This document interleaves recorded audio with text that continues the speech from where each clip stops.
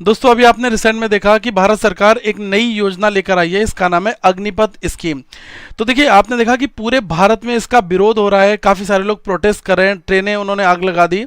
तो एक्चुअल इस अग्निपथ स्कीम में ऐसा क्या है जो लोग इतने ज़्यादा आक्रोशित हो रहे हैं, तो मैं आपको हर एक इस पहलू के बारे में बताऊंगा। लेकिन इन शॉर्ट मैं आपको इतना बता दूं कि जो हमारे यहाँ की इंडियन आर्मी है, नेवी है, एयरफोर्स है, इन तीनों में अगर आप जाना चाहते हैं तो अब आपको सेपरेट अलग अलग एग्जामिनेशन अलग अलग नहीं करना होगा। इन तीनों के लिए सरकार जो है वो अग्निपथ स्कीम लेकर आई है। तो इसमें क्या है, बहुत सारे क्लॉजेज हैं, वो मैं आपको एक एक करके बताऊंगा। देखो क्या होता था कि चाहे बात हो आर्मी की, एयरफोर्स की, नेवी की, तो प्रीवियसली अगर हम बात करें तो सेपरेट रिक्रूटमेंट हमें देखने को मिलता था। ठीक है, अब से क्या होगा कि जो ट्रांसफॉर्मेटिव रिफॉर्म्स हुए हैं उसमें कैबिनेट ने अब अग्निपथ को इंट्रोड्यूस कर दिया है। ठीक है, तो जो भी यूथ है आर्म फोर्सेस ज्वाइन करना चाहते हैं तो अब उनके लिए अग्निपथ स्कीम के थ्रू जाना होगा। ठीक है, अब इस स्कीम में सरकार का क्या कहना है, गवर्नमेंट ने कहा है कि तीनों सेनाओं में जो युवा हैं इनकी भर्ती करने के लिए हम अग्निपथ की योजना जो लेकर आए हैं, इसके तहत 4 साल के लिए सेना में भर्ती इनको किया जाएगा। गाइस पहले आप ध्यान से इसको समझना कि जो 4 ईयर की बात की जा रही है, देखो अग्निपथ के थ्रू कोई भी पर्सन जो रिक्रूट होकर जाएगा वो 4 साल के लिए ही जाएगा। वहां पर दो चीजें बनेंगी, एक फेज ये बनेगा 25% लोग और एक बनेगा 75% लोग। तो देखो जो 25% लोग होंगे ये 4 साल की सेवा पूरी करने के बाद जो है इनको सेना में आगे बरकरार करा जाएगा, ये फर्दर भारतीय सेना का पार्ट रहेंगे। लेकिन गाइस जो 75% होंगे इनकी छुट्टी कर दी जाएगी। ठीक है, लेकिन आप देख पाएंगे कि जो 4 साल के दौरान जो पेमेंट होगा वो भी इनको मिलेगा और एक इनकी एक फंड ऐसा बनाया जाएगा जो इनकी सैलरी से निकाला जाएगा, वो at the end of 4 years वो भी इनको दिया जाएगा। तो वो क्या होगा, वो फिगर्स क्या होंगे वो भी मैं यहाँ पर डिस्कस करूँगा। तो देखो गवर्नमेंट का पहले साल का ये है कि वो लगभग 40,000 युवाओं की भर्ती करना यहाँ पर चाह रही है। ठीक है, तो आपने देखा होगा कि जो एक पूरा सर्कुलर जारी किया गया है ये है कि in a transformative reform cabinet clears Agnipath scheme for the recruitment of youth in arm forces. ठीक है, तो यहाँ पर इन्होंने कहा है कि 4 साल के लिए ये होगा। एक सर्विस एक्ट जो है ये इन्होंने इसलिए बनाया यहाँ पर, और इसमें अट्रैक्टिव मंथली पैकेज होगा। ठीक है, और ये कहा गया है कि जो सेवा निधि पैकेज है वो भी दिया जाएगा at the end of completion of 4 years, जब 4 साल कंप्लीट हो जाएंगे। और गाइस आप ये मानकर चलें कि जो लोग इस अग्निपथ स्कीम के थ्रू भारतीय सेना में सेलेक्ट होंगे इनको अग्निवीर कहा जाएगा। ठीक है, तो ये जो अग्निवीर लोग होंगे ये 4 साल की सेवा पूरी करने के बाद में 25% युवाओं को सेना में आगे बरकरार रखा जाएगा और बाकी 75% की छुट्टी कर दी जाएगी।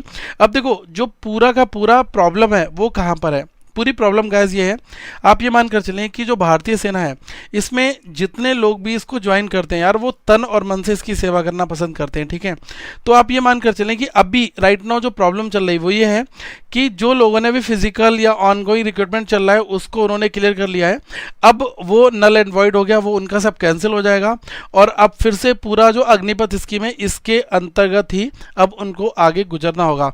तो पहले तो वो इस वजह से प्रोटेस्ट कर रहे हैं कि जिन लोगों ने फिजिकल दिया और चीज़ें की तो उनके साथ इस तरीके का अन्याय क्यों हो रहा है। ठीक है, और जो दूसरी सबसे बड़ी चीज़ है वो ये है गाइस कि कोई भी अगर आर्मी को ज्वाइन करता है तो वो तन और मन से बहुत ज़्यादा सेवा करता है। क्यों, क्योंकि आपने यहाँ पर देखा होगा कि अब अगर उसने ज्वाइन कर लिया और वो 4 साल कंप्लीट होने के बाद में, ठीक है, वो वापस अपने गांव में वापस आ रहा है, एक तो वहाँ पर उसका जो सोशल स्टेटस है वो गैस बहुत ख़त्म हो जाएगा। क्यों, क्योंकि यही होगा ना कि 75% जो वापस भेज दिए गए इनको निकाल दिया गया, एक तरीके से यही मेंटेलिटी सेट होगी लोगों के माइंड में।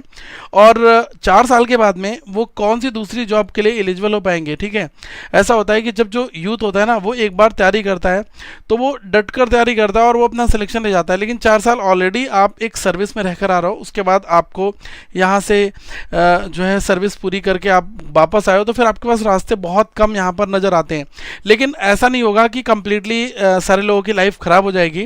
गाइस इसमें टैलेंट होगा और आगे बहुत सारी ऐसी अलग अलग जो जॉब्स होंगी जो केवल केवल ऐसे ही अग्निवीर लोगों के लिए बनाई जाएंगी।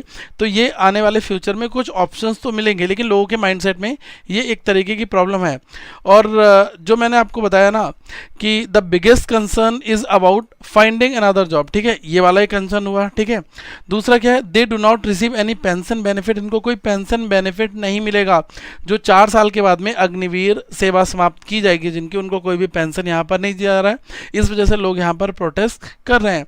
और आप देख सकते हैं कि जो 75% लोग जो वापस आ जाएंगे, ठीक है, उनकी प्रोफाइल जो है उसके ऊपर बहुत बड़ी बात होगी। तो इस वजह से सारे लोग मिलकर इस पूरे स्कीम के अंतर्गत जो है इस पर प्रोटेस्ट अपना दिखा रहे हैं, ठीक है। अब देखो सरकार ने तो कह दिया कि भाई जो एज क्राइटेरिया होगा वो 17.5 साल से लेकर 21 साल के बीच होगा, और 4 साल के लिए रखा जाएगा। 2 बार हम इसको कराएंगे 6-6 महीने पर, और मेडल, अवार्ड, वर्दी, एवरीथिंग सब कुछ वही रहेगा, सब कुछ मिलेगा, ठीक है। लेकिन यहाँ पर जो लोगों का एक सोशल स्टेटस है ना, वो यहाँ पर प्रॉब्लम क्रिएट कर रहा है, ठीक है। अब देखो इन्होंने क्या कहा है कि जो बेनिफिट है अग्निवीर को वो क्या क्या मिलेंगे। पहले साल में जो एक कस्टमाइज पैकेज है मंथली, वो मिलेगा इनको 30,000 का, लेकिन जो इन हैंड सैलरी मिलेगी वो केवल 21,000 मिलेगी, 21,000 रुपये। अब 9,000 रुपये ये अग्निवीर कॉर्पस फंड जो है इसमें जमा किया जाएगा, ये आपका 30% अमाउंट का होगा, और इतना ही पैसा ये गवर्नमेंट ऑफ इंडिया भी डालेगी, ठीक है। तो आप देख सकते हो कि जो आपकी मंथ की सैलरी बन रही है वो कितनी बन रही है, ये आपके लगभग 39,000 यहाँ पर बन रही है, लेकिन आपको मिलेगी 21,000 रुपये। 18,000 रुपये आपके ये जो अग्निवीर कॉर्पस फंड है इसमें जमा होंगे। सेकेंड ईयर में ये जो सैलरी है वो आपकी 33,000 हो जाएगी, तो उस हिसाब से आपको 23,100 मिलेगा, और जो आपका जमा होगा वो 9,900 जमा होगा। फिर थर्ड ईयर में जो है 36,500 हो जाएगी सैलरी, तो 25,580 आपको मिलेंगे, और 10,950 आप जमा करोगे, 10,950 सरकार भी डालेगी। और जो फोर्थ ईयर होगा उसमें 40,000 रुपये आपकी सैलरी होगी मंथली, जिसमें इन हैंड 28,000 मिलेगा, 12,000 आपका जमा होगा, और 12,000 सरकार यहाँ पर डालेगी, ठीक है। तो आप देख लें कि जो अग्निवीर कॉर्पस फंड होगा 4 साल के बाद में, वो आपका लगभग इतना जमा होगा और इतना ही सरकार जमा करेगी। तो इसमें इंटरेस्ट वगैरह सब कुछ कैलकुलेट करके आपको 11,71,000 रुपये ये आपको सेवा निधि पैकेज दिया जाएगा, अगर जो आपके जब 4 साल कंप्लीट होंगे, ठीक है। और इसमें जो इंटरेस्ट वगैरह है ये भी सारी चीज़ें आपको दी जाएंगी, ठीक है। तो टोटल 11.71 लैक्स इतना पैसा 4 साल के बाद आपको जब वापस घर भेजा जाएगा तो इस पैसे के साथ में भेजा जाएगा। लेकिन गैस कोई भी पेंशन नहीं होगी, ये सबसे बड़ी समस्या यहाँ पर आ रही है, ठीक है।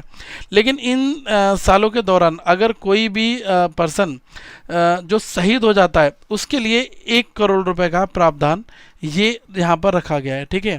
तो आप देख सकते हैं कि एक तरीके से ये जो स्कीम है इसके बहुत सारे प्रोस एंड कॉन्स हैं। देखो गाइज, अगर हम इसका एक तरीके से बात करें, अगर हम पूरे भारत की बात करें, तो आप यहाँ पर समझ सकते हैं कि जो युवाओं को इसमें 4 साल के लिए जो अग्निपथ स्कीम के अंतर्गत अग्निवीर बनाए जा रहे हैं, ये इनके पास में मिलिट्री एक्सपीरियंस तो होगा, ठीक है। ये अपनी सेवाएं दे चुके होंगे, जो 75% पीपल होंगे। अगर इन एनी केस कल को भारत में किसी बड़ी आपदा आती है, कहीं पर मिलिट्री सपोर्ट की ज़रूरत पड़ती है, तो ये जो ट्रेन पर्सन होंगे ये हमारे काम आ सकेंगे। तो सरकार की एक मंशा यहाँ पर ये भी है।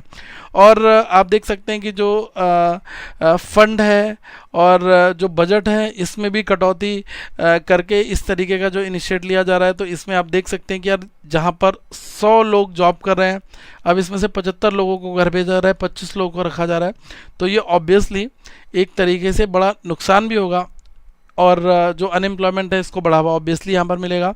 तो इन्हीं सारी चीज़ों के साथ में जो युवा हैं वो बहुत ज़्यादा प्रोटेस्ट अपना कर रहे हैं, ठीक है। आपका अपना क्या विचार है, आप लोग कमेंट सेक्शन में बिंदास लिख सकते हैं, और आपको इस स्कीम में क्या समझ में आ रहा है वो भी आप लोग नीचे ज़रूर कमेंट सेक्शन में बताएं। और मेरे हिसाब से तो इसमें कुछ इम्प्रूवमेंट्स होने चाहिए एटलीस्ट।